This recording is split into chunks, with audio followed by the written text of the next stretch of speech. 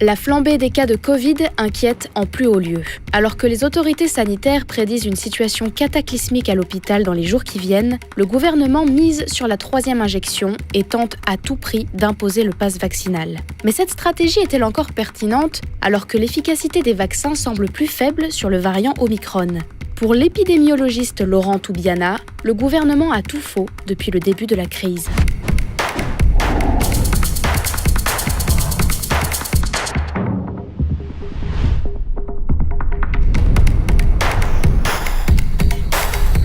Bonjour Laurent Toubiana. Bonjour. Merci d'avoir accepté notre invitation.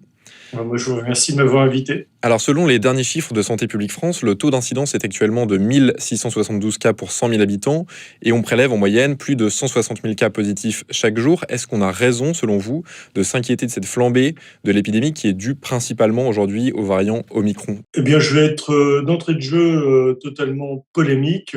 Je dis que ça, c'est de la folie, purement et simplement, parce quelque part, on se moque du monde en faisant ce genre de discours un peu marketing. Il ne s'agit en aucun cas de cas, mais il faut appeler un cas, et un cas, pour moi, c'est un cas de malade. Et c'est ça qui est important dans une épidémie. Donc, là, vous avez eu l'honnêteté de dire combien de tests avaient été pratiqués en tout. Je dis que c'est honnête parce que lorsqu'on donne une valeur absolue de quelque chose, ça ne signifie rien. Il faut toujours rapporter à un dénominateur.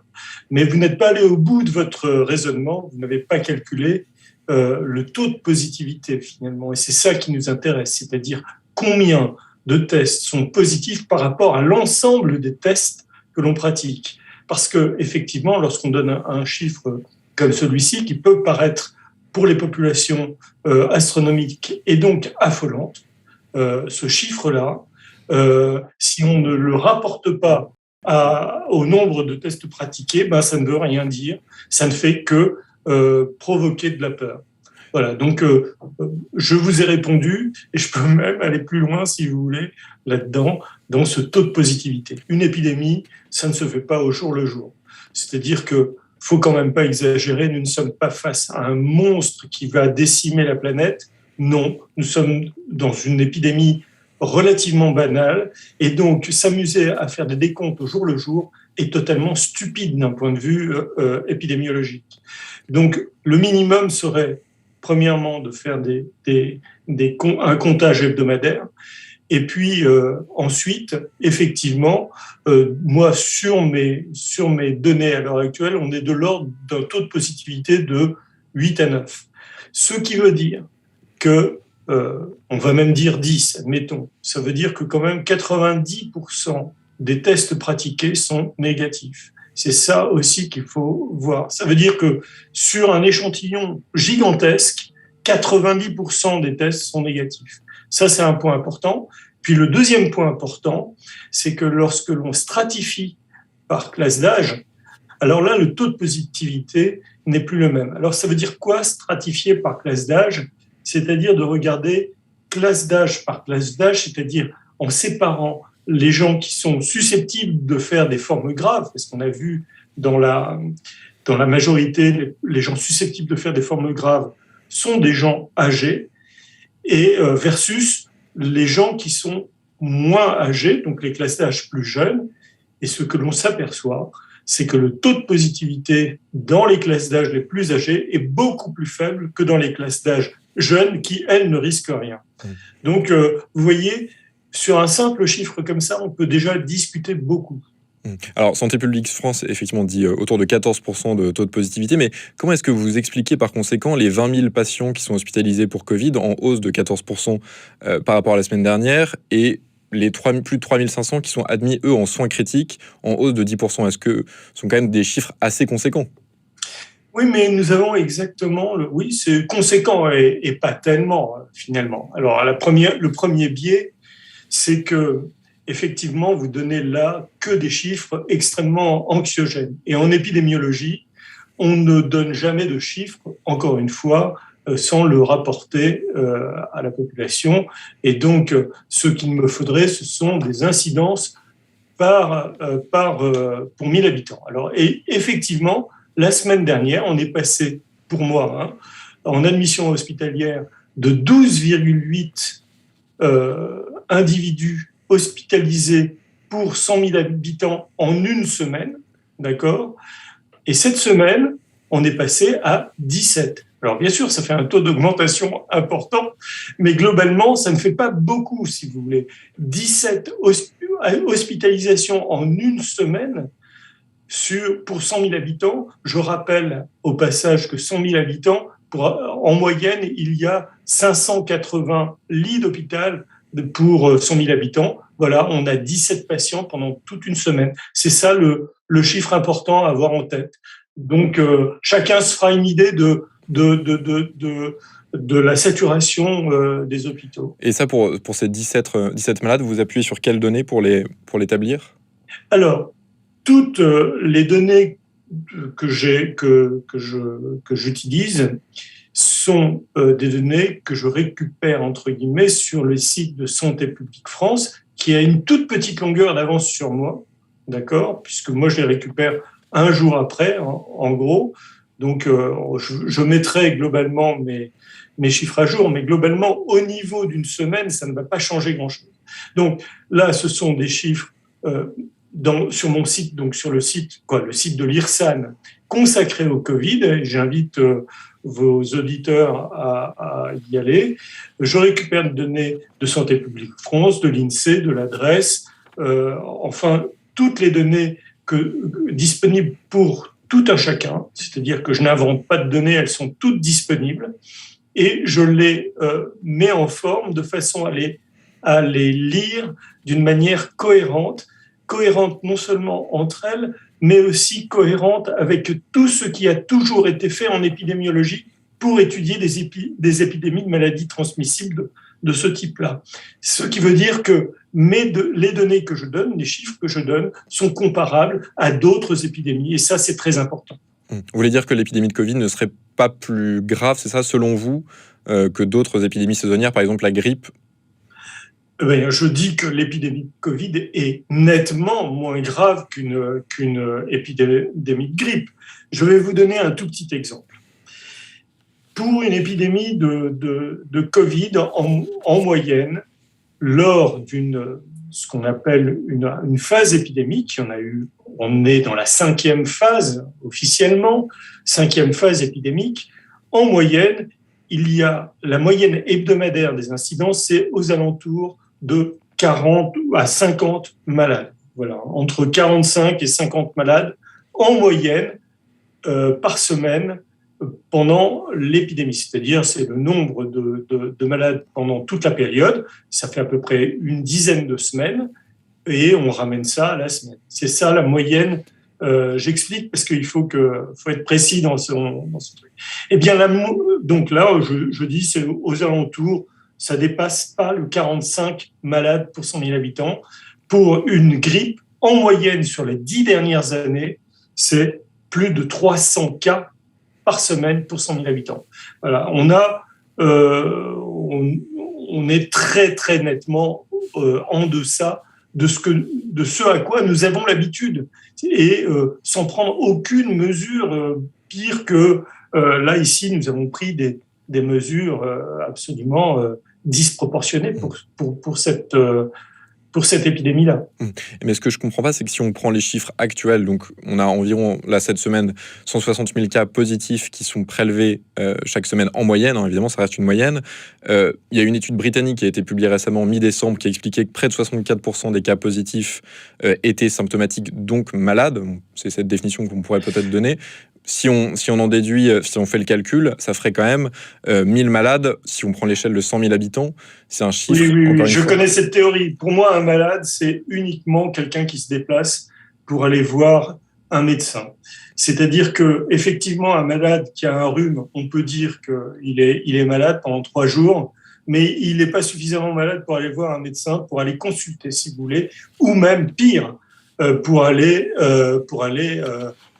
être reçu au sein d'un hôpital. Donc, si vous voulez, ces malades-là, je veux bien que ces gens soient un peu malades, mais est-ce que vous arrêtez un pays pour une épidémie de rhume. Non, ça ne s'est jamais fait. Là, ce qui est incompréhensible, c'est que c'est ce que l'on fait. Donc moi, ce qui compte pour moi, et c'est ce qui compte toujours depuis le début de la surveillance épidémiologique, ce que l'on compte, ce sont les malades qui sont en ville. Et là, on a deux réseaux totalement cohérents, puisqu'il y a le réseau Sentinelle et il y a le réseau de SOS médecins, qui sont des médecins qui voient les malades dans leur phase aiguë, c'est-à-dire lorsqu'ils sont vraiment malades et qu'ils font appel à un médecin. Donc ces deux réseaux sont cohérents. Mais qui concernent qu'une fraction de... les hospitalisations, et globalement, on aboutit à quelque chose qui tourne aux alentours de 50 malades pour 100 000 habitants. Voilà, c'est ça la réalité de cette épidémie. Mais les réseaux dont vous parlez, donc le réseau Sentinelle et SOS Médecins, ne concernent malgré tout qu'une fraction en l'occurrence du nombre de malades qui sont rapportés, puisque le réseau Sentinelle dont vous parlez par exemple, il s'agit de 1300 généralistes répartis sur l'ensemble du pays. Donc, oui, c'est le principe même minoritaire de la surveillance épidémiologique. Elle est fondée sur un échantillon de médecins qui donne exactement écoutez, je vais vous donner un exemple fort simple.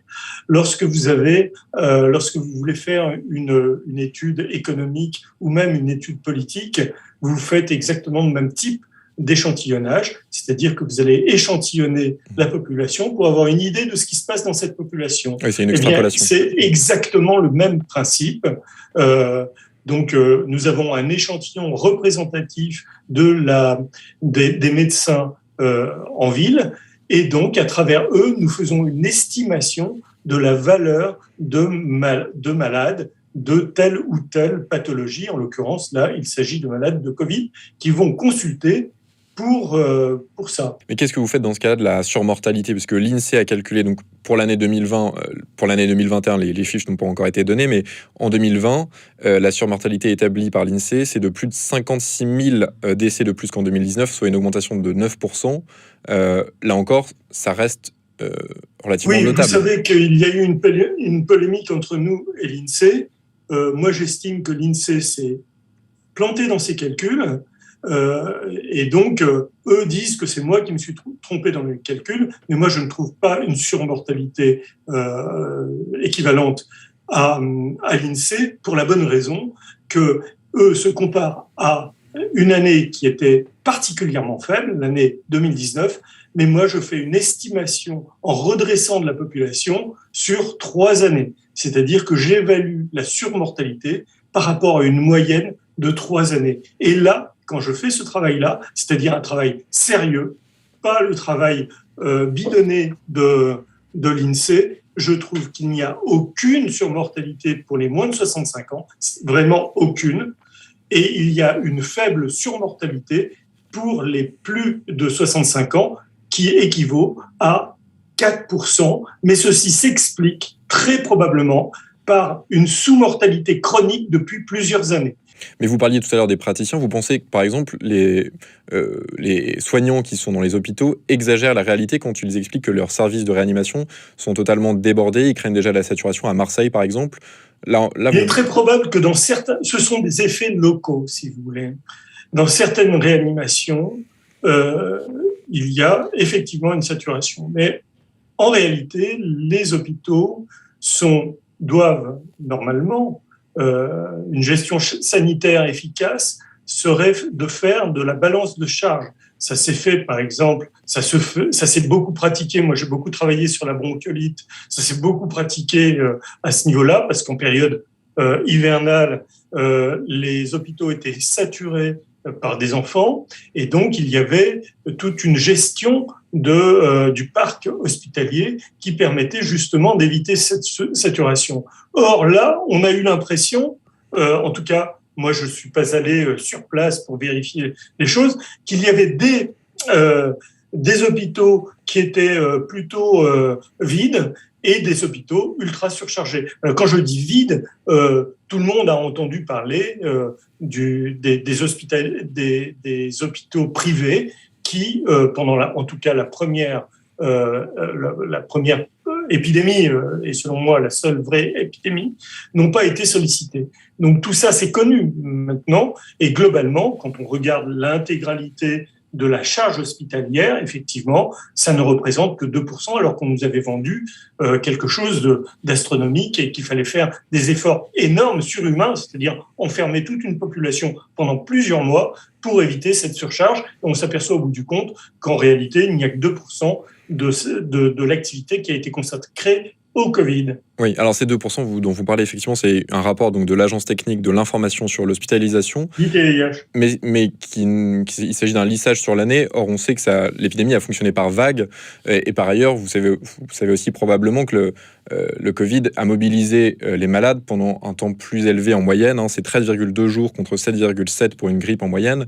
Donc, a mobilisé les services de santé et de soins pendant plus longtemps. Donc, ce chiffre est à relativiser peut-être des 2%. Mais comment peut-on encore entendre des choses comme ça ?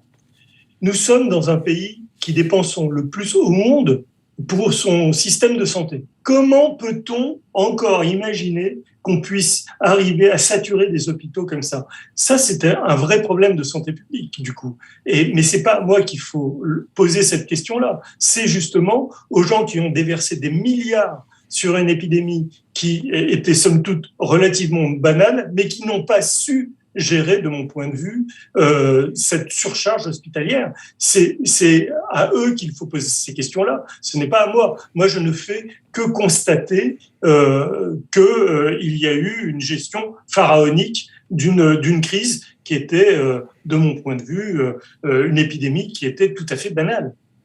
Parce que les 2% représentent quand même 12% des décès. Les 2% d'hospitalisation dont vous parlez correspondent à 12% des décès malgré tout.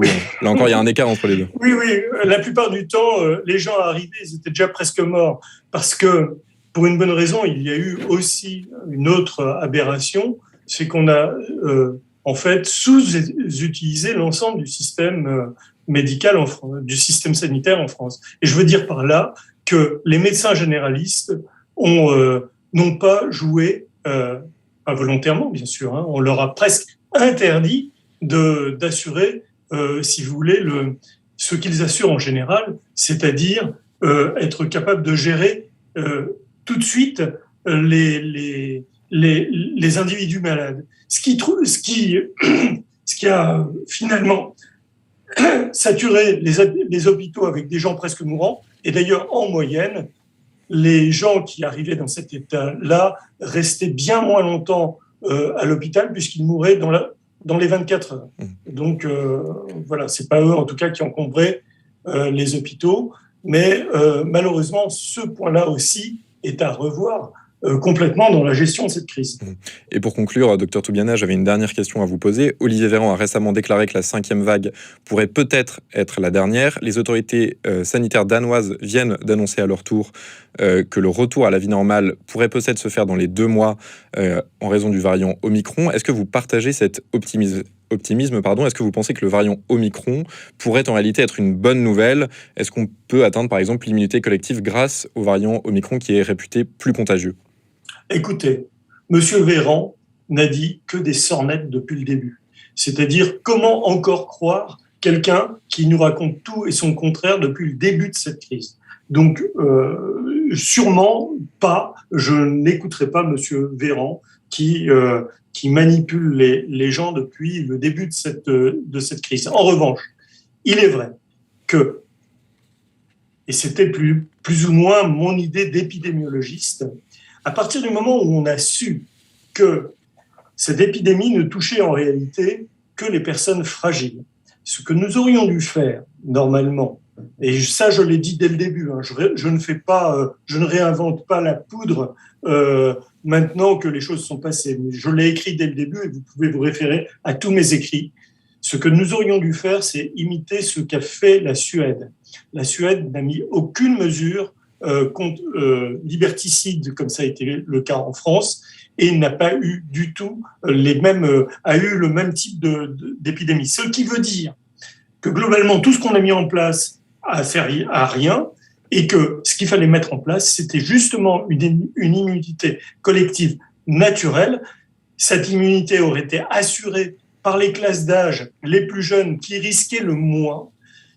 Cette immunité, il aurait fallu au contraire que ces gens-là soient en contact avec le virus, et cela aurait provoqué une forme de barrière immunitaire généralisée. Et c'eût été les jeunes qui auraient protégé leurs parents ou leurs grands-parents en étant justement immunisés et en faisant un blocage à cette épidémie. Ça, je l'ai expliqué, vous pouvez regarder dans les vidéos que j'ai pu faire au préalable, je l'ai expliqué à peu près en juin.